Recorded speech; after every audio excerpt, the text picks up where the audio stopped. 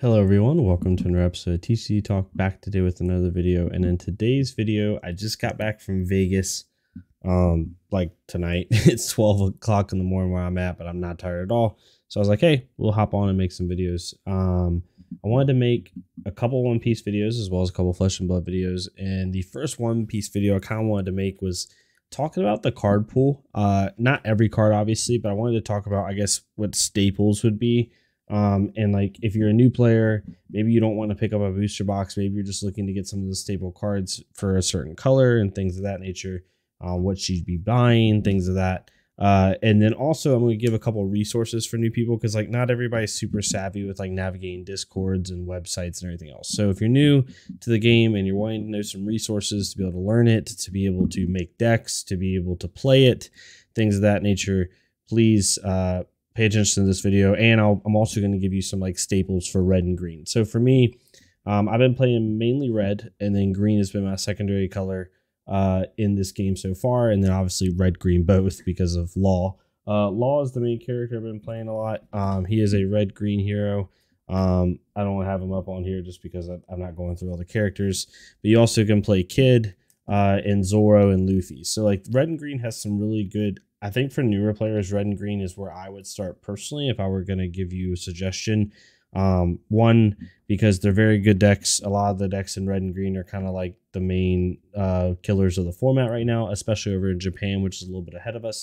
Right now in Japan, red Zoro is dominating, to be frank. And then Kid's also in the mix a little bit, and Law. And then you see some like stuff here and there, but mainly it's red and green are kind of like doing really well. So talking about it here, we'll get right into it. We'll talk about the cards first, and then I'll give you all the resources at the end. So if you just want the resources, you can skip a little bit ahead until you stop seeing cards on the screen, and that's when you'll know. But for red, I'm gonna go through a couple different cards and give you my opinion on like if you should pick them up, shouldn't pick them up, should you highly value them, should you value them, things of that nature. This is just my opinion based off me playing, based off seeing a lot of people in the Discord and like what decks they're running in the US meta, right? Or like just up front as the game releases. And then also mainly looking at all of the meta over in Japan, seeing some of the top tournament deck lists, which I'll show you how to view that here in a minute, and just kind of going from there. So the first one on red is Gum Gum Jet Pistol. A lot of people are using this early on to get rid of Kid in green. When you partner this card with Otama, where you can minus Kid by 2,000 DP, which puts him to 6,000. And then you take him out with Gum Gum Jet Pistol. It really helps to just take out a really powerful character on the board. Basically, obviously, you can take anybody down from 6,000 power or less, but there's a couple cards in the game right now, especially in later sets, that like minus characters DP by 2,000 or 3,000 or whatever. So when you combine it with Gum Gum Jet Pistol, you can really take out like an 8K, even maybe even a 9K character, which is pretty significant. So definitely if you're playing red, especially if you're playing Zoro, I recommend picking at least 2 of these up. You don't need the full play set of 4. A lot of the top decks are running 4. If you can get 4, that's great. If you have 4, that's awesome. But having at least 2 will help, because you are seeing even a couple tournament winning lists only having 2. It really depends on your meta and how much you value that removal, because some people will need it and some people don't. So it all depends. Then you have Nami. Automatic pickup 4. Nami's super cheap, like $2. If you buy a box, you'll probably like get like 2 or 3 of them, probably 2 at minimum. I bought 2 boxes and I got 3. I had to buy 1 extra. No, I got 4 because I got the alternate art. But you'll probably get like 3. She's at rare level, so you could get lucky and pick up 3 or 4 of them in 2 boxes, or you could only get 3. It kind of sucks. But if you just want to buy her outright, she's only about $2 if you don't get the alternate art version. Right now, what's lacking in this game early on is draw power. There's not a lot, like in Digimon. For anyone that's coming from Digimon, some of you are because of just similar games, or you're coming from Flesh and Blood. There's a lot of draw power, ways to draw cards. In this game right now, there's not a lot of searchers. There's not a lot of draw power. There are some, like Nami, and then there's a couple in OP2 that are really good. Bonnie in green is a big one that can help draw, but there's not a lot of searchability or draw power. So she's very, very, very important. You can go get your 3-drop Zoro if you're playing Zoro, which is really good. You can get even a 5-drop Luffy, something like that. Just really nice for that. So definitely make sure you have 4 of her. If you're playing any deck that involves red, she's going to be an automatic 4 of. So definitely pick her up. The next one is Nico Robbins. This is one that a lot of people know is a good card, but people don't understand like how good this card is.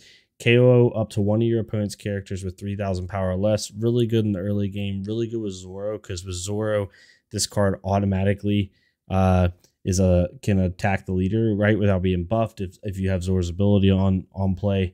And being able to take out, like, what this card does, it does a lot of different things, but it basically eliminates their ability to just put one blocker in front of you, because when you attack with this card, you can just KO the blocker, the 1-drop blocker that a lot of people are putting in, and then attack the leader, right? Or it can just take out something that is 3,000 power or less, which is some of the cards that aren't red, is a pretty, you can be a 2, maybe even a 3-drop, depending on what the card is. So really good for that. It's just a really good card. It's a 3 cost, 4,000 DP that hits for 5,000 with Zoro's ability. Really good to just take out like chop block characters. What you're going to notice is in the US meta, like the 1-drop blockers are still going to be really prevalent, like Tony and like Capone and stuff like that. But now in Japan, you're seeing less and less of those 1- and 2-drop blockers, because there's so much removal, and because there's not so much, but more removal, and because there's more like ways to inhibit those blockers. They're not as valuable as they were back in just in set 1 for Japan, but in the US meta, you'll still see them. So this is a really good card to have. Definitely recommend having a full play set of this. Most of the tournament winning lists that you're seeing with Red Zoro or with Law, Red Green Law, are really have a 4 of this card, if not a 3 of minimum. Next one is Tony Chopper. Tony Chopper is a 1 cost, 1,000 DP blocker. It's nothing more than a chop block, right? It just helps, stall as long as you can. It's really good in law decks though as well, because it's 1 drop, right? You can get to that 5 character limit very quickly, which is what you want to do. Tony is really good early on. If you can get him, if you have him, he's common. So if you buy a box, you should have 4 Tonys. This card has seen less play in Japan as set 2 has came out and things have gone. Like I said, the low cost blockers are kind of going away a little bit. So this card isn't as vital as other cards. However, it is a good card to have up front, and it's a common card. Definitely something you can jam into a deck. And in the US meta, you'll see this a lot. Just know that as card pool expands and gets more powerful, Tony has seen less and less play. So just keep that in mind. Then we have Otama. This is an automatic 3 of, or if not 4 of, in every deck. I've never seen any less than 3. It's just really good in Red Zoro and Law decks. It's good form when you combine it with Gum Jet Pistol as removal. And it's really good even when you partner this with Nico, right? So like this does 2,000 or less, or it takes off, give up to one of your opponent's characters 2,000 power, minus 2,000 power during this turn. So if you play this, let's say there's a 5,000 drop character, like a 5-drop Law or something like that on the field. You play that, take it down to 3,000, then you play Nico and take out the Law completely, right? So like you can partner it with a Nico, you can partner it with a Gum Jet Pistol, you can partner it with a bunch of different things in order to make it most useful. You're not going to attack with it. This is literally a help you to remove a removal tool and nothing more. But you're seeing 3 to 4 of it even in the Japanese meta, as set 2s came out and set 3 starting to get teased. This is something you're seeing a 3 or 4 of in any deck that's red. So just to keep that. Uta is one that you have to watch out for. I definitely recommend having at least 2 of these. Right now, you're not going to play it as much. It's not as prevalent in Zoro or Law decks. You can play it. It's totally fine. It's just not like a staple. However, this is becoming, because of when the card pool expands, this card becomes more valuable with some of the 3 drops you're going to get. Or 3 drops that could possibly be in your trash. So definitely make sure you have at least 2 of these to where you can, utilize them best once the card pool expands. And then Zoro is the obvious one. It's a 4 right now. It's not hard to get, but it's $20 a card right now. I don't suggest buying this if I were you. I would wait a few weeks. I know it sucks. Play online. If you absolutely want to play locals competitively as much as you can, like this isn't a card where like you can't play Zoro if you don't have this card, but it does hurt a lot. It just sucks because a play set of these is going to run you $80 right now minimum. I pulled 2 in my 2 boxes and I had to get 2 more, which I got them at like think it was like 13 at the time, and that was like a day or 2 or 3 days ago, but now they're at like 20 already. And I don't see them coming down for a while personally. Some people may disagree with me. I don't see them starting to dip until like after the new year. We'll see. But definitely is something you're gonna want, especially if you're playing Zoro Rush, or if you're playing Zoro Rush as automatic 4 if you need it in the deck. Law, you could maybe deal without having it, but there's some interactions with the Law 5 drop and with this card that you really want in that Law deck to combo people out of the game. So it's definitely a play set. If you're playing red this and you want to buy into something, right? Like if you're like, hey, TC Talk, if I could pick one card to buy in red, what should I buy right now that might be a little bit more expensive? It's this card. So just to keep that in mind. Yeah, that's all the reds. For the greens, let's go ahead and get rid of that. So for the greens, the Law drop is definitely a must-have. Whether you're playing kid, even if you're just playing kid, it's really good. But if you're playing the Law deck, like, you have to have this card. It's just too good. It has too many good effects. Like the fact that you can bounce a card from your play area back up to your hand, then play that card back for free. Like imagine having a Zoro on the field, right? You swing with it because it has rush. You play this card for 5 or for 2 off of Law's ability. You bounce that Zoro back up to your hand and then play that Zoro back down for free. And then you swing with it again, right? Like there's multiple things you can do with this card. It's just such a good card. It's one of the staples in green, in my opinion. You see it in pretty much every winning list, even in Japan. Definitely get this card if you're interested in playing green. Cat Viper's a really good one as well. I think this card, it's automatic 4 of in pretty much every green deck. And I think people are even underestimating how good this card is. Rest one of your characters with cost 3 or less. Really good to prevent people from using blockers against you. Really good, like, to close out games. Really good to rest the opponent's character and then attack that character if it's a key one, right? If someone had found a way to restand a character, it's really good for that. And it's a 2-drop 3000 DP, right? You buff it a little bit and attack the character if you need to. It's just a really good staple card. It's a common. You'll probably get 4 of these if you buy a box, so you don't have to worry about it. But it's definitely a card that you want to have in your lists. Izu is like the Nico of green, in my opinion. Rest one of your characters that costs 4 less. This is unreal. Like, it costs anything 4 less. Like in the early to mid game, this is such a good card. And you're seeing a 4 of in pretty much every deck. Definitely want to pick this card up. It is going to be a little bit harder to get. It's not just a common, so you're not just going to get it immediately. It is an uncommon, so you'll probably get maybe 3 of these in 2 boxes. In 1 box, you're not going to get a full play set. I don't think you would, just from what I've been seeing, but you might get lucky. I don't know the official pull rates. I'm going to be doing, I know most of the pull rates, but not all of them. I'm going to be doing a video on that here this week as well. But definitely look to pick her up. She's a 4 of in most every green deck. Definitely something you want to get.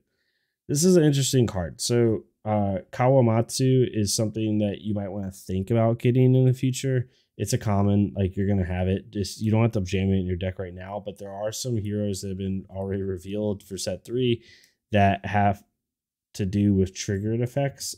So cards like this are going to be more valuable in the future, but right now it's not as used. I just wanted to bring it up because it pertains to the set 3 card that got spoiled yesterday, I think.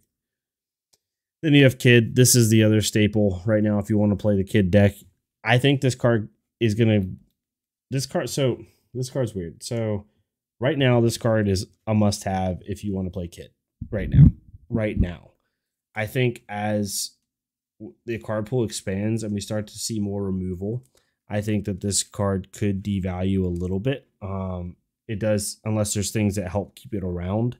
It's still an amazing card. If you know how to play with it, it's insane. I'm not saying the card's bad by any means. You want this card. Like, pick this card up. But as time gets on and there's more removal put into the game, this card's going to go slowly more and more down, I think. But if you want to play Kid, definitely pick this up. If you want to play Law, you don't have to pick this up. This is, in my opinion, solely a Kid card. Most people are playing it pretty consistently, so just something to think about. And then Killer, this card's insane. I love this card. This card's usually a 2 of in every Kid deck. 2 to 4 of. It's a 2 of in every Law deck for the most part. It's a 2-drop blocker, 2000 DP. If you control 3 or more characters, draw 1 card. Again, when blocking. So you basically, the play pattern with this card is you put this card down, right? You put 1 down under it, and then you end your turn. Or like you end your turn without swinging with 1 down under it. That way, if someone tries to swing on it or it blocks, you draw a card, which is really nice. So basically, like, you get a free card draw. It's pretty nutty, unless someone has a way to remove it. So definitely a really good card. I love this card in Law. I have it as a 2-drop. A 2 of. I'm thinking about putting it as a 3 of. Personally, it just does what you want to do, right? In most of these decks. So definitely a really good card to pick up. And then Kazuki is another one. This one you're seeing more so in the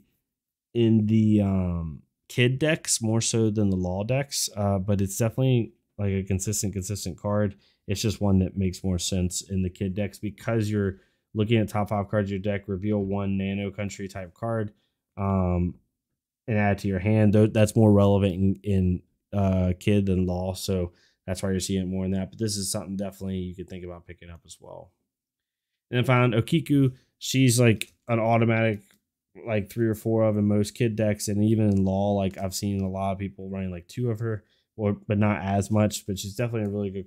I mean, this right now in just OP1, like if you're just talking OP1, like set 1 of One Piece, this has one of the best single effects of any card that's not like a super rare or whatever, right? Like being able to rest one of your opponent's characters costs 5 or less at 3-drop when attacking once per turn. So basically it means like if you can keep this card on the field, you can rest two like really key characters, because a lot of decks right now that aren't Kaido or Kid, like they function off their 5-drops, right? Like the Luffy, Law, Zoro, Drake, all those cards like 5-drops, right? Like really powerful cards in red and green, and this just helps counter them. So it's definitely something to think about to pick up as you're going along. And then finally, Raizo. If you have 2 or more rested characters, draw 1 card when attacking. So if you're going against a really control deck, you're seeing a lot of 4 of these in a lot of the green decks. So 3 of. So definitely a really good card to have. And just really solid, and it's uncommon. And then finally, Drake. KO one of your opponent's rested characters. It costs 4 or less. So right, like if you attack with Okiku, you rest a 5-drop. Let's just say Luffy. And then after your attack, you play Drake, right? Maybe off Law's ability for 2. Who knows? And then you just knock that Luffy out of the game. It can get like you can do really cool stuff with this card when you combine it with other effects, and it's just really solid. You're seeing a 2 of these in a lot of decks, and I think it's something definitely you should pick up. And then finally, Yamato. She's really interesting. More people are using 1 of her. I have a 1 of, and I'm like playing around with it. This isn't a card you have to necessarily get right off the bat. I haven't seen it used a ton in like tournament winning lists in Japan, so I think this is more like of a fun card than like a must-have card. But if you go on TCG Player, you see it like really high on the best-selling list. So just be really careful of that, because I'm not seeing it a lot in lists. Someone out in the comments might be able to tell me more why this card is more bought. Maybe it's just the artwork. That might be it. But just be careful of that, to be honest with you. And then, so those are the cards for red and green. Again, those are the ones I've been playing with and seeing and studying and stuff like that, just to try to get an idea of like good cards for new players to get. When it comes to resources, right? So I'm gonna put all the links to these down in the description below. So if you're a new player, pay attention to this. It's really important. So for deck building, there's 2 websites you can use. Number 1 that most people are using is Nakama Decks. It's really good. Sorry if you hear my dog whine in the background. So you can make your own decks. You just make an account. It's free.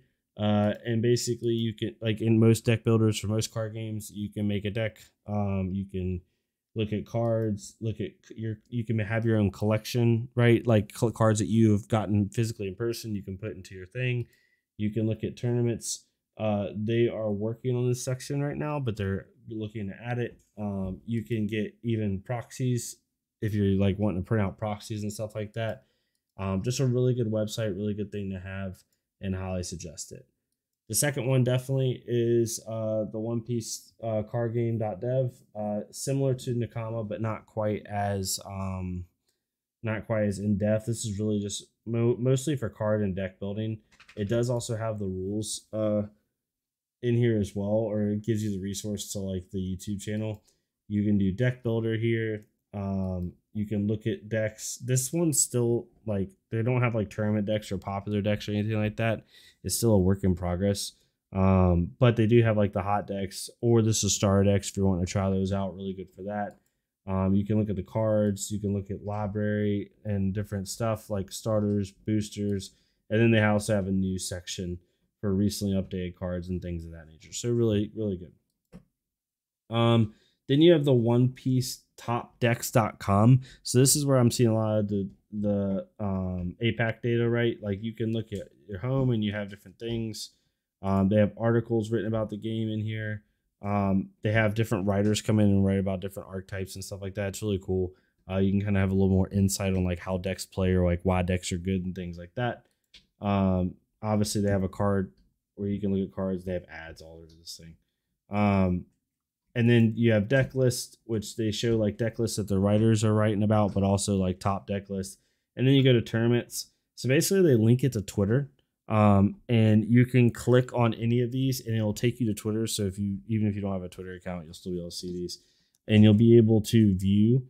So if you click on one, it'll take you to Twitter. I'm not signing on anything on this browser, but you can see like some of the tournament winning deck lists and like what they look like. So this kind of gives you an idea like what's so like see people are using a 4 over the killer right here. Oh, that was another green card I had not put in, which I don't know why, and I'm nutty for it. Bonnie is definitely a 4 of. I'm sorry I did not put that in here. I'm not going to redo the whole video, but Bonnie, if you want a good green card, Bonnie's number 1. Like, get that card. I don't know why the heck I didn't put it in. But you can see like different tournament deck lists winning. It'll give you like the date, obviously, and they'll also tell you like how many people were participated. It's like in this tournament here, 192 people participated. It was 3-on-3 winning teams deck, so this was like a team event. And then like here was 53 participants, top 2 decks. As you can see, red and green pretty much dominating the format right now. So definitely something to take a look at if you're interested in that. And then finally, we have obviously the One Piece website. Definitely look on this to review rules. It gives you how to start, the cards, how to play, a rule manual. They give you a teaching app, which you can download onto your phone. And they also tell you about the game in general. So a lot of good resources there. Yeah, hopefully this made sense to y'all. Hopefully this is helpful for anyone that's new to the game and is trying to learn more. Always down to try to help more people out with this kind of stuff. If you did like this, please leave a like, comment, subscribe. If not me, it's totally fine. Go to Nerd Creator, leave a like, comment, subscribe on their stuff so we can get more people seeing this game.